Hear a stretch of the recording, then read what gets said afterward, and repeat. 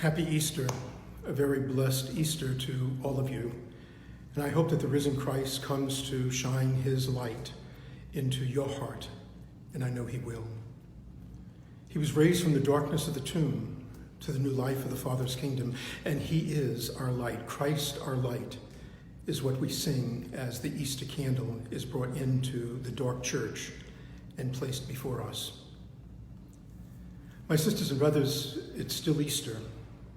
We call this week the octave of Easter because Easter is such an important feast that it takes us a whole week to be able to celebrate and to thank God for the great gift of his son Jesus, risen from the dead and living in us. As we heard in the gospel on Easter Sunday, Mary Magdalene goes to the tomb to grieve and to pray, and the tomb is open. The stone has been rolled back. She runs away in fear and goes to tell Peter and John, they have stole the body. He's not there. We don't know where they put him. Peter and John run to the tomb, and then they eventually go into the tomb one by one. We are told that John was able to believe. He was able to get some grasp. Oh, he said he was going to rise from the dead. Peter was slower to believe. May we take from these two great apostles, sometimes we are slow to believe. We might be. We know that Jesus has been raised from the dead. We know that he lives in us. He's bringing light into our darkness. But sometimes we're slow to believe because of the pandemic that's taking place, because of some questions that we have about the future, about employment, about school, about finances. Sometimes we're slow to believe that he says to us, I am the risen Christ. I am the risen Christ.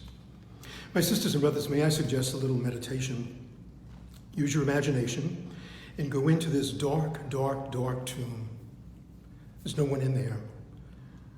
Only the death wrappings, and that's all you see. Go into that tomb and ask yourself this question: what is it in my life that brings darkness? And list those things. Whether it's from the virus or personal things in your own life, messiness in relationships, difficulty in family, feeling of loneliness, depression, whatever it is that brings darkness into your life, another person maybe, and leave it in the tomb. Leave it in the tomb. And as you're walking out of the tomb, you hear someone call your name, and you look up, and it's the risen Christ, and he smiles at you and says, do not be afraid. I am with you. You are not alone. Hear that from the risen Christ. Ask him to bring that light into your darkness.